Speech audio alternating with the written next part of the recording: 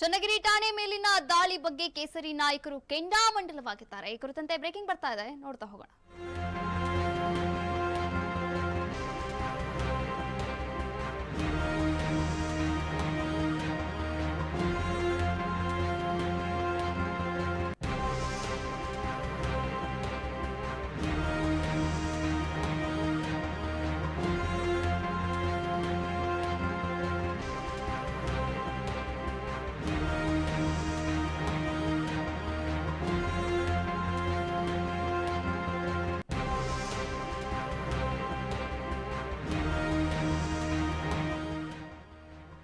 ಚನ್ನಗಿರಿ ಠಾಣೆ ಮೇಲಿನ ದಾಳಿ ಬಗ್ಗೆ ಕೇಸರಿ ನಾಯಕರು ಕೆಂಡಾಮಂಡಲವಾಗಿರುವಂತದ್ದು. ರಾಜ್ಯದಲ್ಲಿ ಕಾನೂನು ಸುವ್ಯವಸ್ಥೆ ಸಂಪೂರ್ಣವಾಗಿ ಹದಗೆಟ್ಟಿದೆ, ಹಾಳಾಗೋಗಿದೆ. ಇನ್ನು ಸರ್ಕಾರದ ವಿರುದ್ಧ ಸಚಿವ ಆರ್ಗ ಜ್ಞಾನೇಂದ್ರ ಅವರು ಕಿಡಿಕಾರಿರುವಂತದ್ದು. ಚನ್ನಗಿರಿಯಲ್ಲಿ ನಡೆದ ಪ್ರಕರಣ ದಿಗ್ಭ್ರಮೆಗೆ ಒಳಗಾಗುವಂತಿದೆ.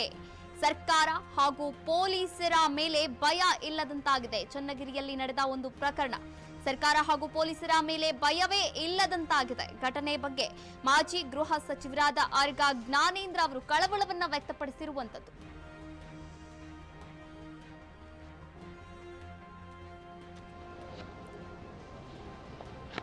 ವಿಶೇಷವಾಗಿ ಪೊಲೀಸರಿಗೆ ರಕ್ಷಣೆ ಇಲ್ಲ, ಪೊಲೀಸರ ಬಗ್ಗೆ ಅಪರಾಧಿಗಳಿಗೆ ಗೌರವ ಇಲ್ಲ ಅಥವಾ ಭಯ ಇಲ್ಲ, ಮತ್ತು ಪೊಲೀಸ್ ವ್ಯವಸ್ಥೆಯನ್ನೇ ತಮ್ಮ ರಾಜಕಾರಣಕ್ಕೋಸ್ಕರ ಬಳಸ್ಕೊಳ್ಳುವಂಥ ಒಂದು ಪ್ರಯತ್ನ ಈ ಸರ್ಕಾರದ ಕಡೆಯಿಂದ ಎಗ್ಗಿಲ್ಲದೆ ನಡೀತಾ ಇದೆ.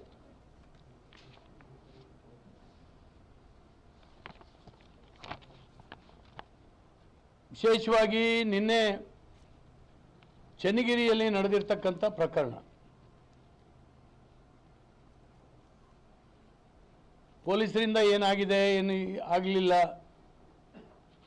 ಅಪರಾಧಿಯನ್ನು ಕರ್ಕೊಂಡು ಬಂದಿದ್ದಾರೆ,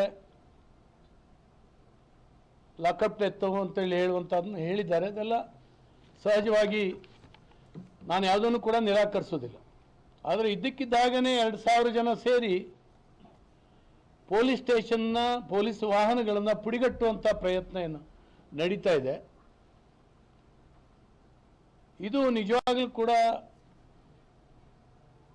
ದಿಗ್ಭ್ರಮೆಗೆ ಪಡುವಂಥ ಒಂದು ಸಂಗತಿ ಅಂತೇಳಿ ನಾನು ಈ ಸರ್ಕಾರದಲ್ಲಿ ನಿರ್ಮಾಣ ಆಗ್ತಾ ಇದೆ.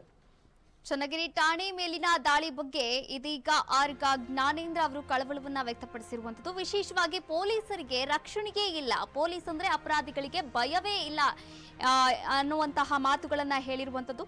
ಇನ್ನ ಪೊಲೀಸ್ ಇಲಾಖೆಯನ್ನ ರಾಜ್ಯ ಸರ್ಕಾರ ಅವರಿಗೆ ಇಷ್ಟ ಬಂದಂತೆ ಬಳಸ್ಕೊಳ್ತಾ ಇದೆ ಅಂತ ರಾಜ್ಯ ಸರ್ಕಾರದ ವಿರುದ್ಧ ಕಿಡಿಕಾರಿದ್ದಾರೆ ಆರ್ಗ ಜ್ಞಾನೇಂದ್ರ ಅವರು.